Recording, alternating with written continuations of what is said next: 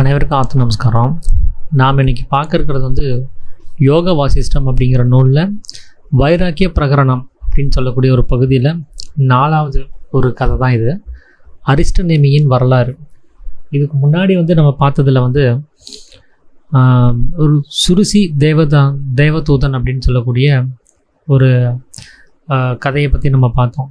அதில் சுருசிங்கிற ஒரு பெண்ணு, அவங்க ஒரு தேவதூதன்கிட்ட, என்ன நீங்கள் ஆகாயமாக இருக்குமோ இப்படி போயிட்டுருக்குறீங்க, நீங்கள் எப்பவும் இப்படி போக மாட்டீங்களே, போகிறதுக்கான காரணம் என்ன அப்படின்னு சொல்லி கேட்கும்போது அந்த தேவதூதன் சொன்ன ஒரு கதை தான் இந்த அரிஸ்டநேமியின் வரலாறு.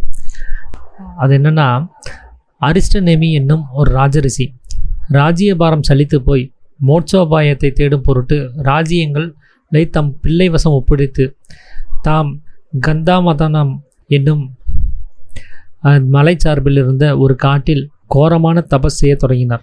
அவரை கண்டு வரும்படி தேவேந்திரனால் நான் அனுப்பப்பட்டேன். இப்பொழுது அவ்விடமிருந்து திரும்பி செல்கிறேன் என்றான் தேவதூதன். அப்போது அந்த அரிஸ்டநேமி அப்படின்னு சொல்லக்கூடிய ஒரு ராஜரிஷி, அவர் என்ன பண்ணுறாருன்னா, ஒரு ராஜ்ய பாரத்தை அவர் ஆண்டுட்டு இருந்தார், ஒரு ராஜாவாக இருந்தார். அவருக்கு அந்த விஷயத்தில் ஒரு பற்று விட்டு போயிடுச்சு. எனக்கு மோட்சம்தான் வேணும்னு முடிவு பண்ணிவிட்டு அவர் கடும் தவம் புரிய ஆரம்பிச்சிட்டார். இதை கவனித்த அந்த தேவேந்திரன், இந்திரன், அவர் என்ன சொல்கிறாருன்னா, ஒரு தேவதூதனை கூப்பிட்டு நீ அவரை போய் பார்த்துட்டு வா அப்படின்னு சொல்லி சொன்னாங்க. பார்த்துட்டு இப்போ நான் திரும்பி வந்துட்டுருக்கிறேன் அப்படின்னு சொல்லி அவர் தேவதூதன் குறிப்பிடுறாங்க. இதை கேட்டு அப்ரஸ், அதாவது அந்த சுருசி அப்படிங்கிற பெண் போனதன் கருத்தை சொல்லும்படி வேண்டிக் கொண்டாள். தேவதூதன் ராஜரிஷியின் தவ மகிமையை கொண்டு கழித்த தேவேந்திரன் அவருடைய பிரயத்தனங்களுக்கு பலனளிக்கும் பொருட்டு என்னை இந்திர விமானத்தை எடுத்துக்கொண்டு எல்லா வைபவங்களையும் அமைத்து மேலதாளங்களுடன் அப்ரச காந்தர்வ கிண்ணர்களும் கூடி ராஜரிஷியை சொர்க்கபோகம் அனுபவிக்க செய்யும் பொருட்டு அமராவதிக்கு அழைத்து வர சொன்னான். கட்டளைப்படி ராஜரிஷியிடம் சென்று இந்திரனுடைய விருப்பத்தை தெரிவித்தேன் அப்படிங்கிறார்.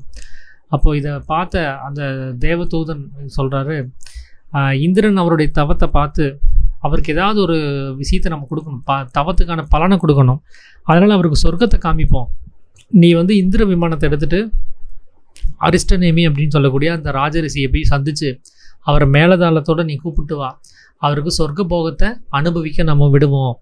அதனால் அந்த அமராவதி அப்படின்னு சொல்லக்கூடிய அந்த இடத்துக்கு அவரை கொண்டு வர சொல்கிறார். இதைத்தான் நான் போய் இந்திரன் சொன்ன விஷயத்த நான் ராஜரிஷியத்திட்ட போய் நான் சொன்னேன், இந்திரனுடைய விருப்பம் இப்படியா இருக்குது, நீங்கள் வாங்க சொர்க்கத்தை அனுபவிக்கிறதுக்கு ஏதோ விமானம் தயாராக இருக்குது, மேலதாளத்தோடு நீங்கள் போகலாம் அப்படிங்கிறத தெரிவித்தேன் அப்படின்னு சொல்லி அவங்க சொல்கிறாங்க. அதற்கு அவர், சொர்க்கபோகங்களால் தாம் அடைவது என்னவென்று கேட்டார். மனிதர்கள் தாங்கள் செய்த புண்ணிய கர்மங்களுக்கு ஏற்றபடி சொர்க்கபோகம் அனுபவிக்கிறார்கள். அனுபவம் முடிந்ததும் மறுபடியும் பூமியில் ஜனனமாகிறார்கள் என்று நான் விடையளித்தேன். இதை கேட்ட ராஜரிஷி, இவ்வித அனித்தியமான போகங்களில் தமக்கு இச்சை இல்லை என்றும் ஆகையால் நான் இந்திரனிடம் திரும்பி செல்லலாம் என்றும் சொல்லிவிட்டார். தேவேந்திரனிடம் போய் நான் நடந்ததை சொல்ல அவன் ராஜரிஷியின் மேலான நோக்கத்தை யூகித்து அவருக்கு சரியான ஞான மார்க்கத்தை காட்டும் பொருட்டு வால்மீகி ரிஷியிடம் என்னை அழைத்து செல்ல விரும்பி என்னை மீண்டும் ரிஷியிடம் அனுப்பினார். கட்டளைப்படி ரிஷியை வால்மீகி முனிவரிடம் அழைத்து சென்றேன். அவரை கண்டு அஷ்டநேமி வணங்கி இப்பிரபஞ்சத்தில் அறியப்பட வேண்டியதையும் அறிவுக்கு காரணமாக இருப்பதையும் பற்றி தமக்கு தெளிவாக உபதேசம் செய்யும்படி வேண்டிக் கொண்டார். அப்போது இந்த சொர்க்க போகத்தை அனுபவிக்கிறதுக்கு நீங்கள் வாங்க அப்படின்னு சொல்லி இந்திரன் சொல்லியிருக்கிறாரு, நீங்கள் வாங்கன்னு சொல்லி கூப்பிட்றாரு தேவதூதன். அப்போது அஷ்டநேமி அப்படிங்கிறவர் என்ன சொல்கிறாருன்னா, இந்த சொர்க்க போகத்தினால என்ன பலன் அப்படின்னு சொல்லி கேட்குறாங்க. இப்போ நல்லது செஞ்சவங்க சொர்க்கத்தை அனுபவிச்சுட்டு திரும்பி பூமிக்கு பிறப்பாங்க அப்படின்னு சொல்லும்போது, இந்த சிற்றின்பமாக இருக்கக்கூடிய அந்த சொர்க்கம் அப்படின்னு சொல்லி சொல்கிறார். இப்படி நிரந்தரம் இல்லாத அந்த போகத்தினால எனக்கு என்ன பலன், எனக்கு அதில் எல்லாம் இன்ட்ரெஸ்ட் இல்லை, அதனால் நிரந்தரமான ஒரு விஷயத்தை தான் நான் தேடிட்டுருக்கிறேன், இந்த நிரந்தரம் மற்ற விஷயங்களை பற்றி எனக்கு எந்த ஒரு கவலையும் இல்லை அப்படிங்கிறத சொல்கிறார். அப்போது இதுக்கு மேலான ஒரு ஏதாவது விஷயம் இருக்குது அப்படின்னா அதை நீங்கள் சொல்லுங்கள், அதை நான் தெரிஞ்சுக்கிட்டு அதன்படி நான் நடந்துக்கிறேன் அப்படின்னு சொல்லி அவங்க கேட்குறாங்க. அப்போது திரும்பவும் நீ இந்திரன்கிட்ட நீ போகலாம் அப்படிங்கிறார். அப்போ இந்திரன்கிட்ட போய் சொல்லும்போது இந்திரன் யோசிக்கிறார், ஓ இவர் சொர்க்க போகத்தை வேண்டாங்கிறாரா, அப்போ இவருக்கு மேலான ஒரு மார்க்கம் ஒன்று இருக்குது, அதை காமிச்சு கொடுக்கணுன்னா அதுக்கு வால்மீகினால தான் முடியும். அதனால் நீ அவரை தேவதூதன்ட்டு சொல்கிறார், நீ அதனால் அவர் வால்மீகி முனிவர்கிட்ட அவரை கூட்டிகிட்டு போ, அவர் தேவையான விஷயங்களை அவருக்கு சொல்லுவார் அப்படின்னு சொல்லி சொல்கிறார். அப்புறம் திரும்பவும் அவர் மீண்டும் திரும்பி வர்றார். வந்து அந்த அஷ்டநேமிக்கிட்ட இந்திரன்ட்ட போய் நான் சொன்னேன், நீங்கள் சொர்க்க போகம்லாம் வேண்டான்னு சொல்லிட்டீங்கன்னு, இதுக்கு மேலான விஷயத்தை தான் நீங்கள் எதிர்பார்க்குறதாகவும் சொன்னேன். அதுக்கு அவர் உங்களை வால்மீகி கிட்ட போக சொல்லியிருக்கிறாரு, வாங்க நான் உங்களை கூட்டிகிட்டு போகிறேன்னு சொல்லி வால்மீகிட்ட கூட்டிகிட்டு போய் விடுறாரு. அஷ்டநேமி வந்து வால்மீகியை பார்த்து வணக்கம் சொல்லிவிட்டு, எனக்கு இந்த சொர்க்க போகத்து மேலே எனக்கு விருப்பம் கிடையாது. இந்த பிரபஞ்சத்தில் அறியப்பட வேண்டியதையும் இந்த அறிவுக்கு காரணமாக இருக்கிறத பற்றியும் நான் தெரிஞ்சுக்கணும்னு நினைக்கிறேன் அப்படிங்கிறத சொல்கிறார். இது என்னென்னா, இந்த பிரபஞ்சத்தில் நாம் அறிய வேண்டிய விஷயம் அப்படின்னு ஒன்று இருக்குது. பொதுவாக நம்ம வெளியில் இருக்கக்கூடிய ஒரு விஷயங்களை நம்ம நிறையா படிக்கிறோம், நிறையா விஷயத்தை தெரிஞ்சுக்கிறோம்.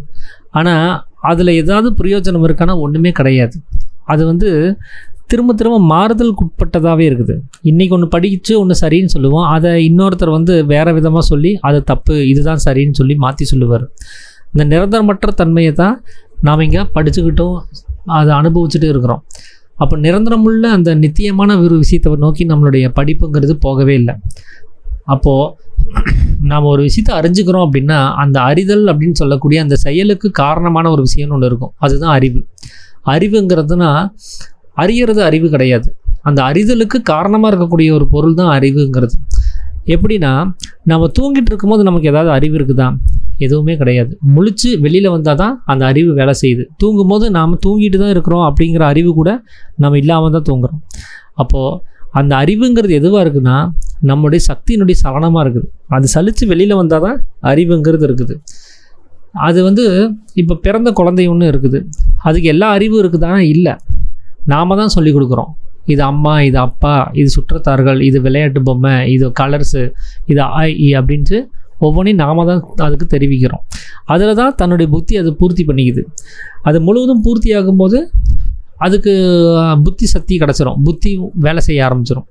ஆனால் அது ஒரு விஷயத்தை இது கற்றுக்கிறதுக்கே அங்கே அறிவுன்னு ஒன்று வேணும். புத்திக்கும் அறிவுக்கும் இருக்கிற வித்தியாசம் இதுதான். புத்திங்கிறது ஒரு விஷயத்தை மனனம் பண்ணுறது, ஏற்கனவே இருக்கக்கூடிய விஷயத்தை பதிவு பண்ணிக்கிறது. அறிவுங்கிறது அது புத்தி கிடையாது, அறிவு வேற புத்தி வேற.